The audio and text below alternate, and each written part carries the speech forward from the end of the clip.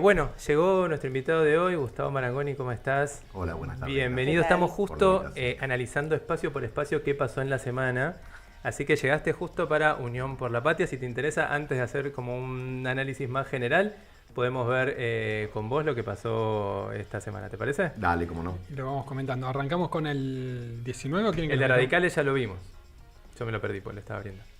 No lo Ah, vimos. estuvimos charlando. Ah, Estuvimos ok, charlando. perfecto, entonces vamos Creo- con el de los Radicales. Dale, vamos con el 19. Te estuvimos esperando.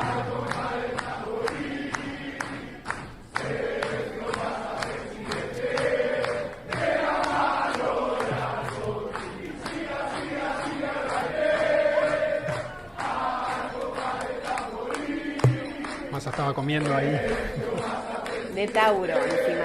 Lo tenemos a Milei, que detesta la comida, que para él, si es por él, comería una pastilla, a un taurino que Esto, vive comiendo. esto generó que después la Unión Cívica Radical haga un comunicado diciendo que no utilicen, bueno, Sí.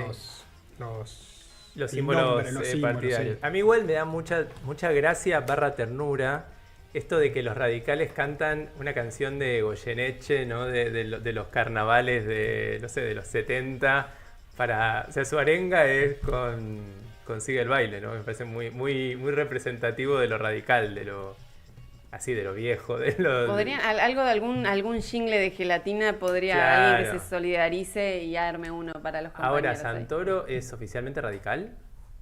No sé. Sí, Santoro tiene origen en la Unión Cívica Radical, más allá de que hace muchos años él apoya al kirchnerismo, digamos que es un espacio con el que se siente más cómodo, pero sí es radical. Sí, Forma sí, parte sí, del sí. partido. Él siempre se reivindica como alguien de origen radical, de respetuoso de las tradiciones radicales, de Irigoyen, bueno, obviamente de Alfonsín, ¿no? De hecho, hace posteos con bastante frecuencia, fotos de él, siendo obviamente, ¿no? Mucho más joven, con Alfonsín, así que sí, viene de la prosapia radical, estuvo casado con una de las hijas de Leopoldo Moró, así que Ok. es de familia radical, diría. Sí, perfecto. ¿Cómo viste la semana de Unión por la Patria vos, Gustavo? Mirá, la vi bien, creo que estéticamente, que discursivamente está muy organizado. Yo diría que esta campaña para el peronismo es, si se quiere, una anomalía del paradigma, pero en el buen sentido. Digamos, porque uno está acostumbrado que el peronismo tenga campañas muy desorganizadas, con muchas voces, con muchas cuestiones que se cruzan y que habitualmente se contradicen. Bueno, en esta es todo lo contrario. Yo creo que el principal mérito de la campaña de Sergio Massa es que es una campaña limpia, en el sentido de que la voz de él se escucha muy clara, así como se vio la imagen del 22 de octubre a la noche, ¿no? Estaba él, la bandera argentina, y la liturgia estaba abajo. Ujú. Él no hizo ninguna referencia ni a Perón, ni a Evita, ni a Néstor, ni a Cristina. Lo cual me parece que condice bastante la imagen con la narrativa. Porque si vos estás convocando, digamos, a la unidad nacional y vivís hablando de tus ídolos, bueno, entonces ya sería una unidad no tan unidad. Me gusta más, tomo como referencia lo que recién se dijo, y yo lo comparto además plenamente, me gusta más el tema de la reunión con los trabajadores independientes de las apps que este tipo de reuniones. No porque este tipo de reuniones, yo no sería quien para decir qué es lo que se debe hacer y lo que no. Sencillamente digo, en una evaluación en cuanto a gusto, porque creo que lo que se está buscando en esta campaña es un cambio. Y Sergio Massa tiene un enorme desafío, que es presentarse como la mejor herramienta para el cambio, tanto en términos personales como en términos de espacio, siendo que él en los papeles es el oficialismo. Pero la sociedad argentina pide un cambio. Acá la pregunta es si el cambio lo gerencia el peronismo o el no peronismo. Eso es lo que está en discusión. Ahora estamos hablando de Unión por la Patria, después hablaremos del no peronismo, de lo que ahora representa Javier Milei. Pero yo creo que tomar las voces y los temas, que inclusive los temas que toca Milei, pero con una propuesta y una resolución diferente, es el gran desafío de Unión por la Patria.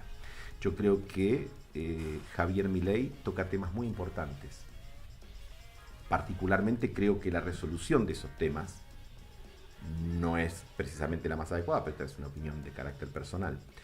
Yo creo que está bien tocar el tema de los vínculos del trabajo porque el trabajo cambió. Y si el trabajo cambió, tiene que cambiar el encuadre legal del trabajo. Creo que está bien hablar de la coparticipación, porque desde 1994, cuando se reformó la Constitución Nacional, se dijo en una cláusula transitoria que la coparticipación federal tenía que tener un nuevo marco normativo a más tardar en diciembre del 96. Estamos en el 2023 y no hay nada. Milei dice hay que terminar, hay que digamos, dejar de lado la coparticipación. Yo creo que se necesita una nueva ley de coparticipación. Milei dice que hay que establecer un voucher educativo. Particularmente a mí me parece que por muchos motivos eso es muy difícil de implementar. Creo que las experiencias en general no son buenas y además en la Argentina la educación está en la potestad de las provincias. Pero la educación pública no tiene un buen nivel en la Argentina desde hace mucho tiempo y hay que asumir que esto es así. Entonces creo que hay temas que son, no por casualidad, están en el centro de la cuestión y creo que lo importante es plantear que puede haber un cambio que no suponga la necesidad de, como se decía habitualmente, por lo menos cuando yo era chico, que no hay que tirar el bebé con el agua sucia. Digamos que vos podés preservar aquellas cosas que están bien, porque en la Argentina hay muchas cosas que están bien, y modificar aquellas que estén mal. Por supuesto que plantearlo tan quirúrgicamente en una campaña es más difícil, porque una campaña no es el hecho tranquilo de una mesa donde a uno lo invitan amablemente a hablar y uno puede tener todo el tiempo para... bueno, una campaña es un hecho en el cual hay que concentrar mucho la prosa, hay que sintetizar mucho y también se trabaja sobre, yo te diría, relativamente sobre argumentos y muy fuerte sobre emociones. Entonces hay que administrar eso y por supuesto que desde la tribuna, como pasa cuando voy a ver fútbol, como hoy por ejemplo que voy a ver a mi River querido, desde la tribuna todos pateamos los tiros libres fenómeno, armamos los equipos, somos unos capos, decimos, no, mira, ¿cómo puede ser? Hay que ponerlo tal. El día que te ponen los cortos y tenés que hacerlo vos, te viene la noche, ¿no? Bueno, ahí la analogía es interesante, más allá de, bueno, por 1000 razones, pero cuando uno piensa un cambio en el fútbol y decís, para mí hay que meter a tal, ese tal siempre va a jugar muy bien, o sea, en su mejor... Claro. En política también, cuando la gente piensa un cambio, también lo piensa para mejor. Y ese quizás es un poco el truco, digamos, lo que está intentando ahora Milei, que vos decís, bueno, ¿quién gestiona el cambio? Y volvemos al tema de la limpieza de las campañas. Milei está limpiando su campaña de propuestas. Hoy en día, cuando nosotros vemos todos los videos que está haciendo y las apariciones que está haciendo Milei, está limpiando su campaña de las propuestas que le generaban tanto ruido y enfocándose en lo malo del modelo kirchnerista. Y básicamente que es el modelo de la libertad lo está llamando ahora, pero ya no escuchas hablarlo de voucher, no lo escuchas hablar de venta de órganos, no escuchas hablar de nada de eso, salvo de los voceros. Entonces, ¿cómo ves vos esta nueva estrategia de cara al balotaje de la campaña de Milei? Es un gran punto ese. Pues es que estuve así desde la 1:30 hasta hace un rato antes de venir acá, leyendo encuestas, tratando de leerlas minuciosamente. Y la ¿Vos verdad, haces encuestas en tu consultora? No, hacemos focus group, no hacemos cuantitativas. Okay. Pero me pareció muy interesante porque vos lo resumiste en un minuto. Cuando vos le preguntás a la sociedad respecto de las propuestas, hay mayor ponderación de las propuestas de Sergio Massa. Una por una. Tac, tac, tac. Es decir, en ocasiones más sensato que Sergio Massa en esto, en otro. Ahora, subyace la idea de un cambio, de la necesidad de un cambio. Entonces, cuando finalmente al elector le preguntás qué es lo que está esperando un cambio. Entonces yo creo que, obviamente, Milei había arrancado, a mi criterio, muy mal la noche del 22. ¿No? Uh-huh. Toda la prolijidad que vimos en el búnker, digamos, por la patria, donde está todo, sí, todo perfecto. Milei agarró y dijo, bueno, está bien, tuvo si querés, la inclinación obvia, vamos por los votos de Bullrich. Entonces, ¿qué dijo? Kirchnerismo, antikirchnerismo. Pero con eso Bullrich había perdido y además no está instalado. Yo creo que sería muy difícil tratar de instalar que Massa es kirchnerista. Inclusive quienes no lo quieren, no lo acusan de kirchnerista. Dirán que es ventajita, que es esto, que lo otro, pero no dicen que es kirchnerista. No, está claro. Entonces, de hecho, la primera vez en 20 años creo que no hay un candidato kirchnerista en la boleta de enfrente. Entonces creo que el corrimiento que empezó a hacer, y me parece que en esto tiene que ver Mauricio Macri fundamentalmente, es el tema de que es cambio-continuidad. Mauricio Macri le puede aportar mucho a Milei si Milei se deja aportar mucho. Ese es el punto, ¿no? A veces hay gente que te quiere ayudar y vos no te dejas ayudar, porque decir, yo soy un fenómeno, yo la tengo clara, y a lo mejor no la tenés tan clara. Pero el desafío que está haciendo, o que tiene que enfrentar Javier Milei, es cómo reinventarse en medio de una campaña, porque él surgió con la idea, que vaya si le dio resultados, porque en 2 elecciones obtuvo el 30% de los votos, surgió con el tema del libertario, con toda esa personalidad tan peculiar, vamos a decirlo de la manera más neutral posible, que tiene, y llegó al 30%, pero ahora requiere un upgrade. Ahora tiene que pasar del otro lado de la cortina, ¿no? De lo que viajamos en avión, ves la primera Volvín, decimos, bueno, ahora tengo que ir allá. Bueno, tenés que sumar puntos, tenés que sumar millas. Se supone que eso es lo que le tiene que aportar alguien que tiene mucha experiencia en campaña, como es Mauricio Macri. Uno puede estar de acuerdo o en desacuerdo con Mauricio Macri, pero Mauricio Macri es probablemente junto con Sergio Massa uno de los políticos más experimentados en cantidad de elecciones y sobre todo tiene mejores resultados que malos resultados, porque fue 3 veces candidato a jefe de gobierno, ganó 2, fue 2 veces candidato a presidente, ganó 1, fue candidato a diputado, ganó, en De Boca 2005 ganó a muchísimo. 2017 ganó todo. Entonces, exactamente, entonces vos decís, bueno, le puede aportar aquello de lo que carece Milei, que es profesionalismo, organización, ¿no? La última semana de Milei, antes de la primera vuelta, era una estudiantina, en el peor de los sentidos de la estudiantina, que tiene muchos sentidos positivos, ¿no? La alegría, todo eso, pero en este caso era una desorganización y la verdad que plantear de darle la llave de la Casa Rosada en un nivel de tanta, digamos, anomia, preocupa. No, y vos hablamos ahí de la limpieza de la campaña de Milei. Me pregunto ahora por la limpieza de la campaña de Massa, que parece que Unión por la Patria descubrió el valor de la presidencia, ¿no? Primero desde Alberto Fernández y Cristina, dejando espacio a que crezca Massa. Y Massa también un tiempista, ha demostrado que sabe, o por primera vez, o recién ahora aprendió a domar su ansiedad, ¿no? Antes, en la campaña 2015, que bueno, venía muy arriba y después terminó sacando, no sé si no buenos resultados, pues 20% en su momento fue bueno, pero se subía a todas, ¿no? Era como una especie de la reta que se subía a todos los trends y a todo. Hoy no, hoy bueno, pasó la nafta, tiene como una o 2 intervenciones, tuvo pocas entrevistas, tendrá, no sé, 2 por semana. Imagino que eso va a ir creciendo, pero también, ¿cómo evaluás la limpieza de la campaña de Massa, más allá de lo estético de la noche de la elección? Desde ese punto de vista es una gran campaña. A veces, y quizás me traicione mis propios gustos o la propia historia, pero a lo mejor digo, bueno, que no sea tampoco tan prolija, ¿no? Porque también si hay algo que caracteriza el espíritu de cambio del peronismo es ese aire plebeyo que a veces tiene que tener una suerte. A ver, es muy lábil, es muy débil la frontera entre lo que es muy prolijo y empieza a parecer inauténtico. Es algo que tenés que cuidar mucho, ¿no? Digamos, la prolijidad es un término que tiene como toda una cosa positiva. Así que bueno, fulano es prolijo, mengano es prolijo. Ahora, si sos muy prolijo, si pecás de ser siempre el que tiene, como decía un viejo tema de Silvio Rodríguez, la mirada constante, la palabra precisa, la sonrisa perfecta, puede sonar como algo artificial. Entonces, también creo que, sobre todo para un movimiento de carácter plebeyo, como es el peronismo, que ahora tiene una parte de esa plebe en poder de Javier Milei. Porque hay un sector de la Argentina que habitualmente vota al peronismo, sobre todo los jóvenes de clase media baja, que ahora advierten en un lenguaje libertario, en una clave libertaria, que ahí hay una representación que los llama o que hay algo que los convoca. Entonces, en una elección que, de acuerdo a todos los estudios de opinión, suena muy pareja, uno tiene una mujer, yo en la ciudad, claro, yo soy porteño, pituquito de Recoleta, no de Recoleta, pero soy porteño, orgullosamente porteño. Claro, la ciudad, paradójicamente, es una ciudad no mileísta.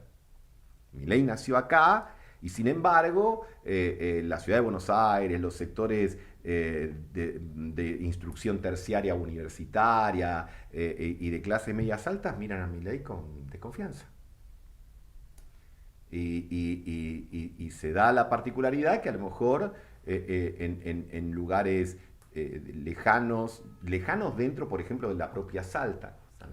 San Antonio de los Cobres sacó en su momento 70% de los votos. Vas a San Juan, lo mismo. Misiones. Vas a La Rioja, en Misiones, en Formosa gana en las comunidades originarias. Y además que no había tenido esos resultados en las locales. O sea, como Exacto, no es que, claro, sí. que además sorprendió por eso. Entonces creo que, por supuesto, ahora faltan escasamente 2 semanas para las elecciones, y si todo depende de donde estés. Si uno está como observador y lo estás viendo como profesor universitario, etcétera, decís, uy, acá voy a tener para hacer dulce durante años sobre todo lo que representa la Argentina 2023 y el fenómeno Milei y el fenómeno Massa, también hay que decirlo. Porque vamos, un gobierno cuyo presidente y gestión están caracterizados en más del 70% como negativa, que tenga un candidato que ha logrado sacar el 36%, siendo la ministro verdad, de Economía. y ya puedo, siendo ministro de Economía, porque yo no voy a aprenderme ahora a decir, no, yo lo vi. Vos mirabas los números a principios de año, hace 3 meses, y decías, Sí. boleta, Y chaval. No, mirabas además- a Massa. Massa era otro Massa. Era otro Massa. Entonces yo creo que ahí Massa es como que él siempre tuvo una enorme vocación de poder, pero además tocó la fibra del espíritu de supervivencia del peronismo. Recordarán la película Las horas más oscuras, la que hablaba sobre Sí, de Darkest Tower. Winston Churchill, ¿no? Y Sí. la película termina de una manera muy hermosa. No sé si alguien dijo eso cuando Churchill terminó de dar su famoso discurso de no nos rendiremos, lucharemos en las playas, lucharemos en las calles. Claro, y todos lo aplaudieron en el Parlamento, se dio vuelta la tortilla, ¿no? Y uno dice, ¿pero qué pasó acá? Y dice, es que despertó a la lengua inglesa y la llevó a la batalla. Bueno, yo creo que Massa está haciendo algo parecido, digamos, despertó el verbo peronista y lo lleva al combate electoral. Entonces vos decís, bueno, es eso, porque esto no se explica por los resultados económicos, inclusive de la propia gestión de Massa. Esto es otra cosa. Entonces tiene un mérito importante. Y Milei también tiene un mérito. Porque una persona que en menos de 2 años le gana una primaria a las 2 coaliciones más importantes y que, insisto, teniendo las características tan particulares de su personalidad, logra llegar a la instancia final de un país como la República Argentina, bueno, algo ahí en el subsuelo de la patria que era... el concepto de subsuelo de la patria era algo que el peronismo, ¿no? Viene de viejos pensadores peronistas que decían el peronismo es el subsuelo de la patria. Bueno, hoy es el subsuelo, hay una parte que está nacionalizada y hay una parte que está privatizada. Hay una parte del subsuelo de la patria que la representa Milei. Ahí te quería hacer una pregunta. Con esto de, bueno, el peligro de la prolijidad de una campaña, ¿de qué depende esa desprolijidad? Algo que por ahí que a mí me viene gustando de Massa es la capacidad de sorprender, de ir a lugares donde vos no te imaginabas, desde pagarle con Joana al fondo hasta, bueno, reunirse con gente para ver cómo se minan criptomonedas con gas de vaca muerta, o sea, que sacas de la manga y que decís que eso puede ser algo que haga que no sea tan prolija la campaña, o qué es lo que puede hacer. Yo creo que sí, va más por el hecho de... A ver, si lo que prima en la sociedad es el pedido de cambio, bueno, el cambio bien entendido empieza por casa. Y el cambio bien entendido empieza por no tener tabúes respecto a decir qué es lo que se hizo mal y lo que se tiene que corregir. Y como bien señalabas, respecto, por ejemplo, a los trabajadores de las aplicaciones, que me parece como un caso testigo muy importante, ¿no? En general, de determinados sectores está la idea de, no, bueno, acá hay que regular, sindicalizar. Sí, a realidades nuevas vamos a plantear cuestiones nuevas, sin dejar aquello que te caracteriza, que es el tema de la protección y de los cuidados, en este caso a los que trabajan. Me parece que el tema es, como dice el Evangelio, no se puede guardar el vino nuevo en odres viejos. No, hay una realidad que es del siglo XXI. Y yo creo que a veces desde sectores populares hay más consignas y clichés que propuestas e ideas, ¿no? A veces está la idea, bueno, no, inmediatamente, bueno, tal cosa y tal otra, es algo y te digo, no, lo que pasa es que vas contra los derechos del trabajador y vos decís, pero para, ¿qué quiere decir los derechos del trabajador en el siglo XXI? Porque cuando vos hablas con el repartidor de delivery te dice, mira, yo me considero muy feliz de poder laburar un día 10 horas y el otro día no laburar, de manejarme mis horarios. La iniciativa que presentó Massa me parece que va en esa dirección, decir, bueno, el Estado va a exigir y a proveer determinadas cosas, lugares de descanso, criterios de seguridad, ART, etcétera, y eso me parece digamos, un camino que dialoga mucho más con esta realidad que la foto con 40 sindicalistas de la CGT, que no está mal, porque los sindicalistas, yo tengo un gran respeto por el movimiento obrero, pero el movimiento obrero hoy representa a un cuarto de la población económicamente activa de la Argentina. Los otros 3/4 que de la es un población... tercio, o sea, que formal, además. O sea, Claro, bien, es decir, claro. a ver, en realidad el número es chiquito. más correcto es distinto, me voy a autocorregir. Hay 22 millones de personas en la Argentina en condiciones de trabajar, lo que se llama población económicamente activa. 6,5 millones están en el sector privado. 3,5 millones son empleados registrados en el sector público, nación, provincia y municipios. El resto, los 12 millones, son 4 millones trabajadores autónomos, monotributistas sociales, servicio doméstico. Después tenés 6 millones de trabajadores no registrados, lo que antes se decía trabajadores en negro, y 1,5 millones de desempleados. Bueno, no me vengas con la legislación del siglo XX para que encapsularme eso, porque no va. Entonces creo que ahí es donde hay que soltarse un poco más, ¿no? Hay que decir, bueno, vamos por indagar por nuevos caminos. El tema de la coparticipación a lo mejor puede parecer muy técnico, pero el tema de la coparticipación hace la relación nación y provincias y muchas veces se repite, bueno, somos un país unitario. Yo no creo que sea tan así. Yo creo que muchas veces, de hecho las provincias todas tienen equilibrio presupuestario, la nación no. La nación se quedó en su presupuesto para pagar exclusivamente a los pobres, a los viejos y a la deuda.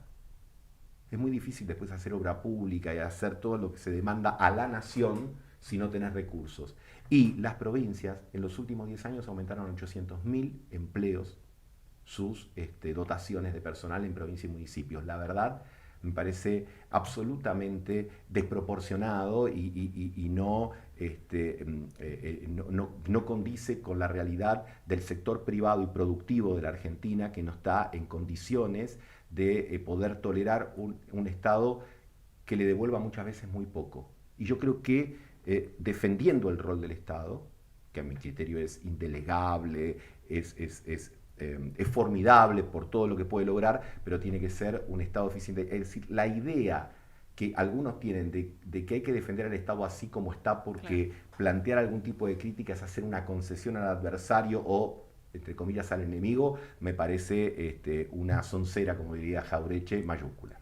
Yo quería aprovechar, perdón, ¿no? Dale, sí.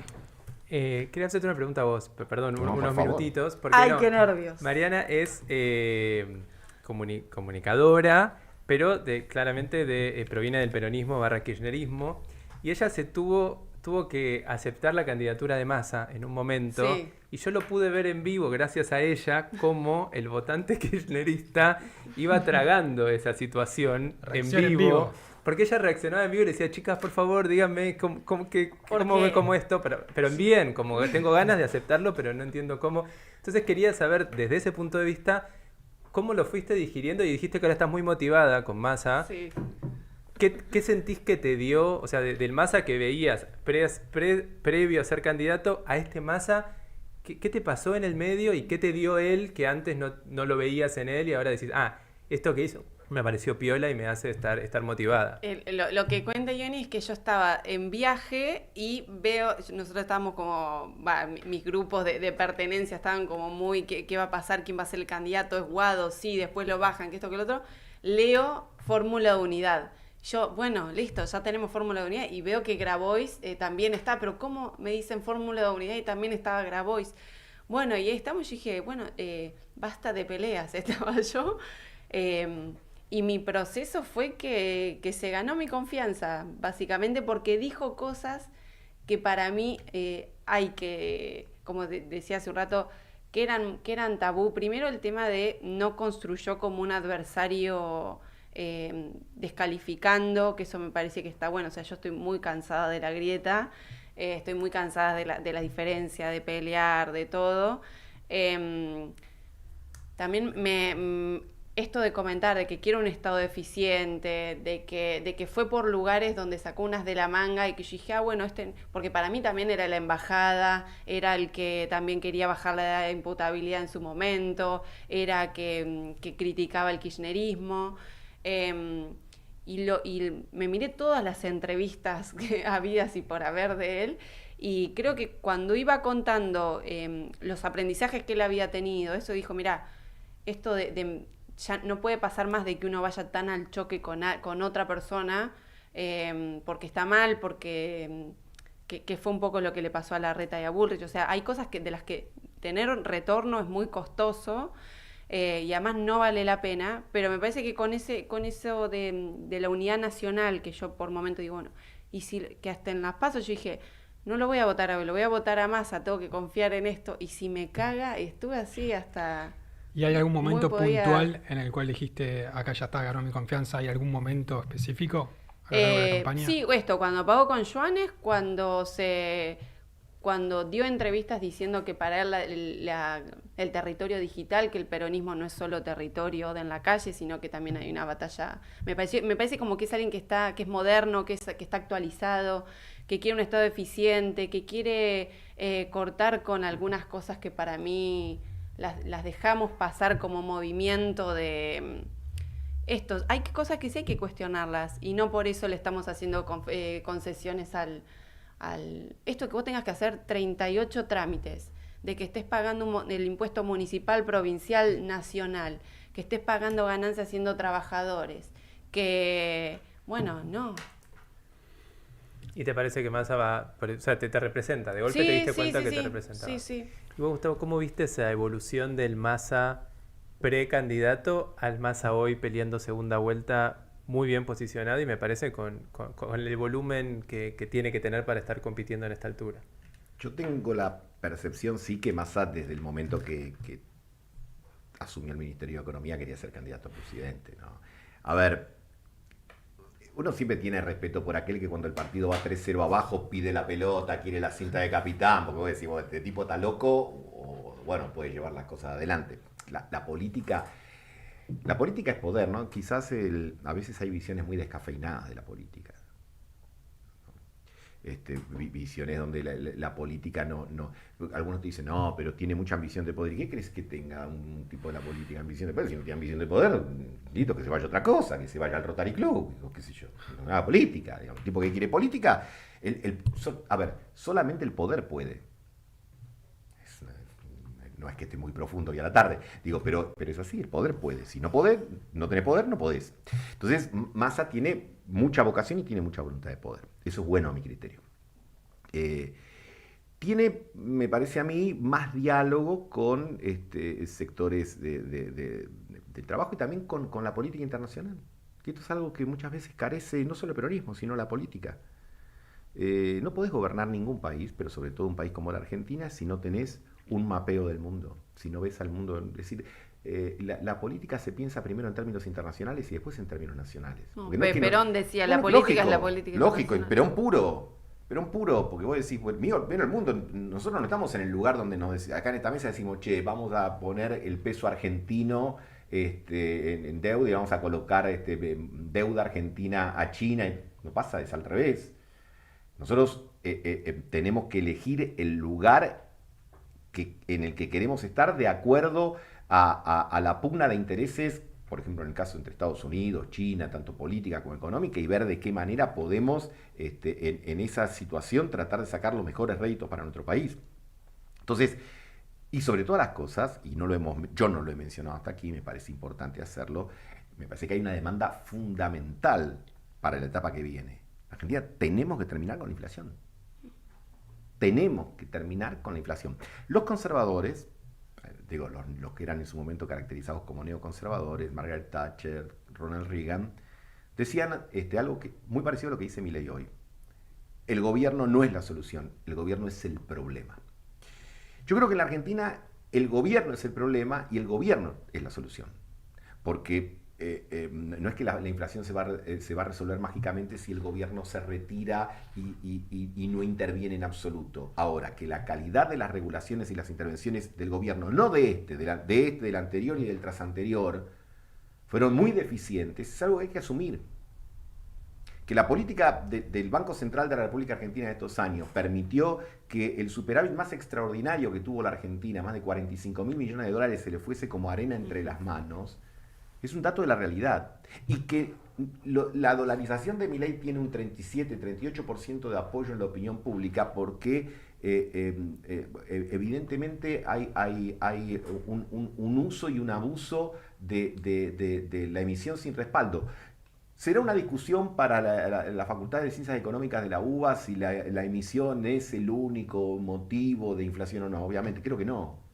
Pero que tenemos un grado de emisión y que tenemos un rechazo del peso como herramienta de ahorro y como inclusive medio de pago, porque nadie dice, che, tengo un departamento que vale 16 millones de pesos.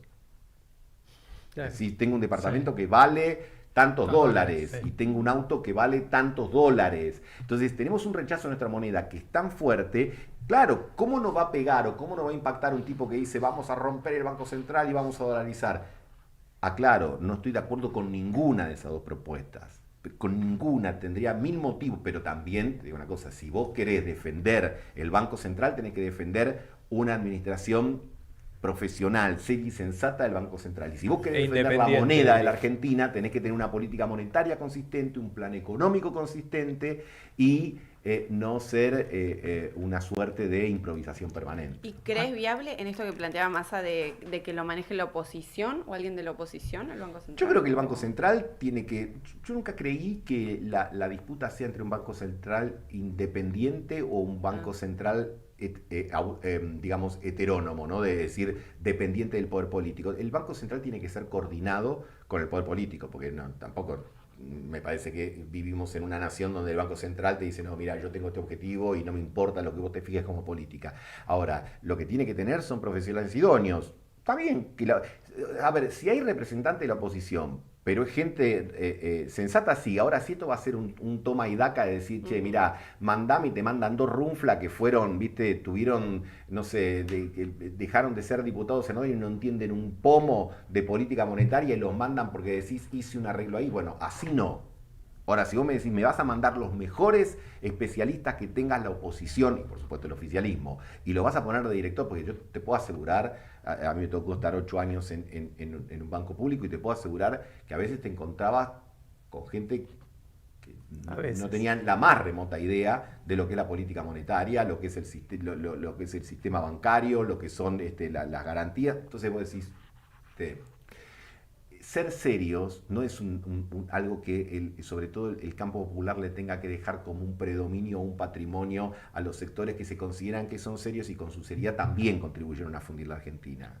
Digo, uno tiene que combinar la seriedad y el profesionalismo con la defensa de los derechos y los intereses de los sectores populares. Sí, quizás no es un tema que sea oficialista o opositor, sino que sea en consenso. Digamos, el caso chileno es muy claro, un tipo que laburó con Bachelet, después estuvo en el Banco Central de Piñera y ahora es el ministro de Finanzas de Boric. Digamos, que haya que pueda hacer consenso. Hay ciertas personas, estoy seguro que hay economistas que tanto Massa como o Unión por la Patria, Juntos por el Cambio y La Libertad Avanza pueden llegar a asumir que están todos de acuerdo en que son buenos economistas y que vayan ellos. Digamos, parece que tiene más que ver con eso.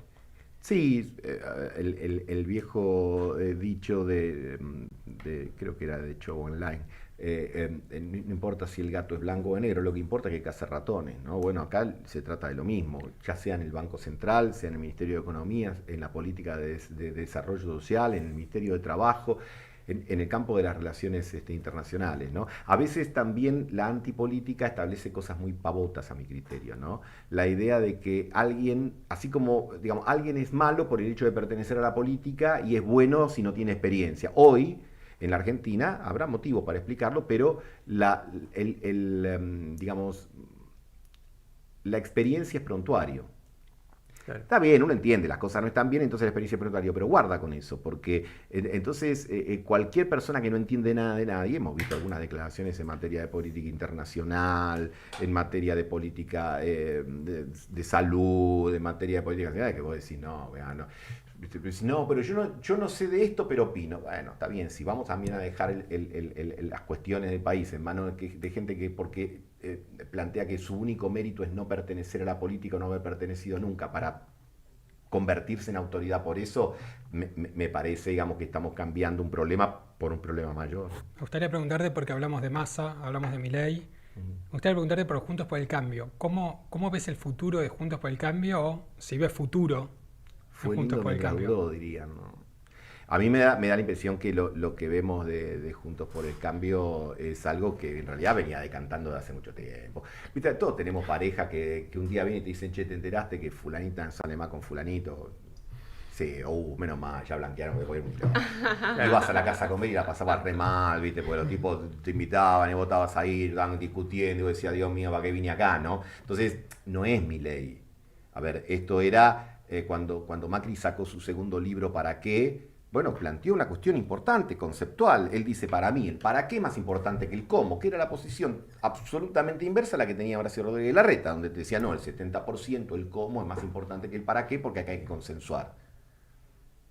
Y ni hablar si después involucrás a los radicales en la discusión. Entonces, me parece que hace mucho tiempo Macri planteó de alguna manera la unidad de concepción más cercana a la de Javier Milei que a la del radicalismo, que además lo escribió no solo en su segundo libro, sino también en el primero.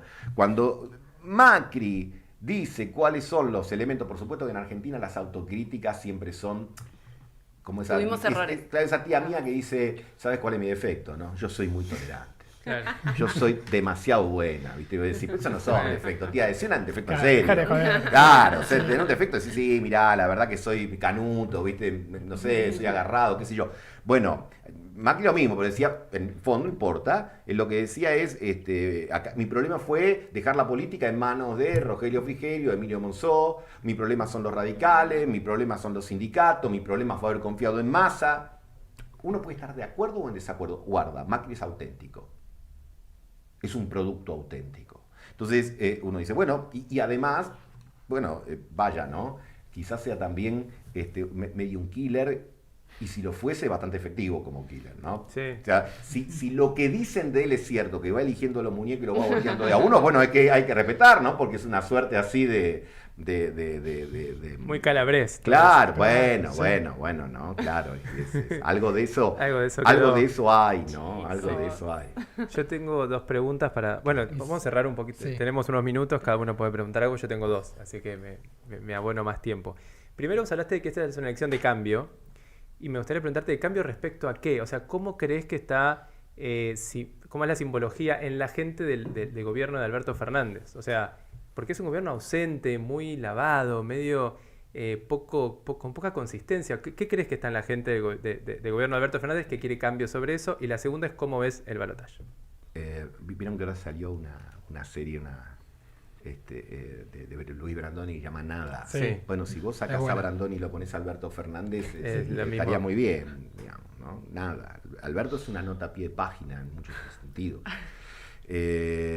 Creo que justamente hay un... ¿Pero entonces el cambio de ese es algo? Sí, el cambio es una demanda de liderazgo. Por eso hay dos liderazgos en pugna, que es el de Sergio Massa, que es un liderazgo. ¿Cómo empezó esta charla? Diciendo, che, el tipo estaba solo en la noche del 22, dando una idea de energía, en los últimos días se pone la foto de él en el Congreso, ¿no? Pues todo eso. Y Milei, con sus características, etcétera, también marca un liderazgo. Porque vos después de un no liderazgo... de alguien que pensó que tenía una butaca en primera fila para ser un observador privilegiado y no el hacedor de política, bueno, ahora querés a alguien que decida, porque todos queremos eso. Cuando yo voy a reclamar, ¿qué es lo que más nervioso me pone cuando voy a reclamar por estos malditos, a todas las compañías de teléfono, digo que se vayan al demonio? Digo, pero cuando vos llamás y te pasan a uno, a otro, vas personalmente. Y cuando vas personalmente y te atienden y te dicen, no, sí, a ver, ¿quién decide acá? ¿Me puede...? Claro. Me trae al que manda. Entonces lo que querés, primero, el cambio fundamental es alguien que se haga cargo. porque vos no elegís gobernantes para que los tipos te devuelvan como un espejo los problemas, ¿no? Hay un personaje genial de Capusotto, Juan Domingo Perdón. Claro. Tipo que vive pidiendo perdón, sí, sé que esto no pude, perdón, pero bueno, sí, no quiero un Juan Domingo Perdón, quiero a alguien que decida. Y respecto bueno, y después la cosa que hay que cambiar, y bueno, hay que cambiar esto, ¿no? No puede ser que tengamos en serio 190% de inflación terminemos este año. Porque cuando teníamos COVID, tenía COVID todo el mundo. Listo. Pero hoy no tiene inflación nadie. Salimos campeones del mundo en diciembre y estamos por salir campeones del mundo en inflación. Estamos con Venezuela, Zimbabue y Sudán. Estamos en la semifinal ya. No quiero ganar ese campeonato. No quiero ganar la tercera en ese. ¿Entendés? Ese campeonato no lo tenemos que ganar. Entonces, eso es cambiar. A ver, la inflación es una adicción en la República Argentina. Porque hace décadas que vivimos con inflación. Y siempre aparece alguien que te dice que no es tan nocivo. Sí, flaco, es recontra nocivo. No me hinches más las pelotas, es recontra nocivo vivir con inflación. Y si vos no lo puedes arreglar, correte y deja que lo arregle otro. Pero no me vengas con un rosario de excusas. Entonces, me parece que de cara al balotaje, lo que se demanda es un liderazgo. A ver, nadie en campaña lo va a decir. Y no tiene por qué decirlo. Yo no le sugeriría que lo digan. Pero quizás se pueda decir acá. Va a doler después del 19. No superás una situación del 180% de inflación, de tener las reservas en menos 10.000, de tener todos los desarreglos en materia tributaria, todo lo que hablamos acá esta tarde. La verdad que si pensamos que se va a arreglar diciendo sana, sana colita de rana o poniendo, viste, yo a veces no me puedo dormir y a la 1 de la mañana miro esos programas donde hay un tipo que te dice cómprate este aparatito, sí, haga 3 veces así por día y tienes un físico así, vos decís, flaco, si querés creer en eso, está bien, creé, pero es una boludez marca cañón. Ahora, nadie está predicando el sufrimiento per se, ¿no? No se trata tampoco, como se dijo en algún momento, de aplicar la cirugía mayor sin anestesia, que además es una crueldad, porque no veo por qué no tendría que aplicar la anestesia. Digamos, pero sí el hecho de decir, a ver, yo creo que parte de la sociedad argentina está dispuesta a seguir haciendo esfuerzo, no a empezar, a seguir haciendo un esfuerzo si ese esfuerzo tiene un propósito. Y si ese propósito además se manifiesta en algunos resultados que no van a ser inmediatos, pero que se tienen que mostrar. Ahora, para eso necesitas líderes, y el liderazgo es, a mi criterio, quien mejor lo definió fue Henry Ford, el creador de Ford, de los autos, sí. Ford, ¿no? Que después de haber inventado el auto, él dijo, si yo hubiese escuchado lo que me pedía la gente, hubiese tratado de fabricar caballos más rápidos. Claro. Fabricó otra cosa, fabricó autos. Gane Milei o gane Sergio Massa, sobre todo, si gana Sergio Massa no va a poder fabricar caballos más rápidos. Va a tener que fabricar algo que será el equivalente al automóvil del principio del siglo XX, que no tengo la más remota idea de lo que debe ser ahora, si no me hubiese propuesto yo, no, de candidato. Yo tengo una última cortita. ¿A quién hablaste de falta de liderazgos? ¿A quién le atribuís la falta de liderazgo de Alberto? ¿Al propio Alberto o a Cristina, que no lo dejó liderar, entre comillas? Tú eres Pedro, ¿no? Le dijo la piedra sobre la que verificar. Es decir, el presidente, seguramente que Cristina no jugó un rol virtuoso. Todos vivimos 3 años y medio de pimpinelismo de Estado, donde era me engañaste, me mentiste, y cuando Alberto decía algo, todos decíamos, che, esperemos 10 minutos a ver qué dice Cristina. No podía funcionar. Y creo que nos dimos cuenta tempranamente. No había, tempranamente, digo, ya en octubre, cuando Cristina habló de los funcionarios que no funcionan, pero antes ya te dabas cuenta. Con Vicentín te dabas cuenta, con un montón de... Porque Alberto entendió que tenía que ser moderado en promedio. A la mañana era kirchnerista, a la tarde era liberal, al mediodía nada, estaba en... Bueno, era su principal atributo, siempre políticamente fue su principal atributo, ¿no? Quedar bien con su interlocutor. No, yo creo que, por supuesto, todo lo que estoy diciendo es subjetivo, ¿no? Aquellos que dicen voy a hablar sobre todo lo que digo subjetivo, en mi opinión. Pero creo que lo mismo que pasa en las empresas pasa en el sector público. Hay gente que puede ser un buen gerente general y un mal presidente de la compañía. Uh-huh. Alberto fue un gran jefe de gabinete porque estaba Néstor Kirchner, que era el que se llevaba la marca, el que ponía el pecho, el que tomaba la decisión y el que tomaba los riesgos. Y él era un buen instrumentador de eso. Pero claramente no tiene ese atributo, tendrá otros, conoce el Estado, fue un gran jefe de gabinete, pero no es lo mismo ser el dueño de la pelota que jugar con la pelota ajena. Y él no supo hacerlo, no tuvo vocación de conducir. Cuando él dijo, A ver, yo provengo de la cultura peronista. Cuando yo lo escuché apenas asumido, dijo, yo no quiero armar el albertismo. Digo, tengo un problema. Claro. Porque el último tipo que quiere ser o mina que quiere ser algo en el peronismo, está en Palpalá, se mete en la política y lo primero que pinta es Cachito Conducción. Tipo quiere mandar, quiere gobernar. El peronismo es un movimiento de naturaleza vertical, que por supuesto tiene que tener normas consociativas, etcétera, como cualquier democracia del mundo, pero el peronismo necesita la jefatura. El peronismo necesita la jefatura. A ver, el libro más importante de Perón tiene 37 tomos de obras completas. El más importante, olvídense de los otros 36, olvídense de todo lo demás, lean Conducción Política. Para entender al peronismo hay que leer Conducción Política. Una política es buena si tiene éxito, y porque tiene éxito es buena. Si no tiene éxito no lo es. Lo dijo antes que Bilardo, Perón. Claro. Mucho antes que Bilardo, ¿no? Entonces, digo, es eso, el peronismo es eso. La verdad, que a mí me parece bárbaro, pero cuando él todo el tiempo, porque Alfonsín, mira, flaco, hacete radical. Está bárbaro, hacete radical, me parece fenómeno, todos tenemos respeto por la figura de Alfonsín, pero si vos lo ponderás tanto y lo citás más que Perón, hacete radical. No, porque, qué sé yo, no. Pero no es porque sea de otro equipo, es simplemente porque son dos concepciones distintas. El peronismo no es otra cosa, y el no peronismo, y con esto, que la traducción local y argentina de un estrés que viene desde la antigüedad y que se da en todo el mundo, que es el estrés entre república y democracia. El peronismo es la encarnación de los valores democráticos de la Argentina y el no peronismo de los valores republicanos. ¿Qué estoy diciendo con esto? ¿Que el peronismo no es republicano y que los republicanos no son demócratas? No, estoy diciendo que el peronismo hace más énfasis en la igualdad, en la impronta de la igualdad. Hay un estrés en eso. Bueno, está bien, pero eso es lo que viene a aportar. Y para eso, insisto, entre otras cosas, se requiere liderazgo porque la audacia tiene que encarnar en alguien. Y lo decía Maquiavelo. La fortuna es mujer, también eran otras épocas no tan más heteronormadas que las actuales, pero decía la fortuna es mujer y se va con los valientes. Bueno, quizás ese atributo del coraje no lo tuvo.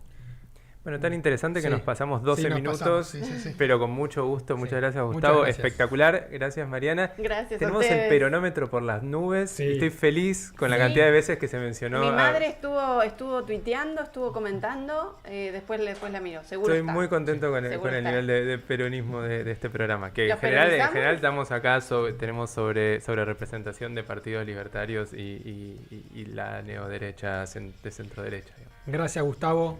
Gracias, Mariana. Gracias a ustedes. Nos vemos. Nos vemos el viernes que viene. Muchísimas gracias y por favor suscríbanse, pongan likes y compartan este contenido. Muchísimas gracias por mirarnos y nos vemos la semana que viene. Chau. Chau.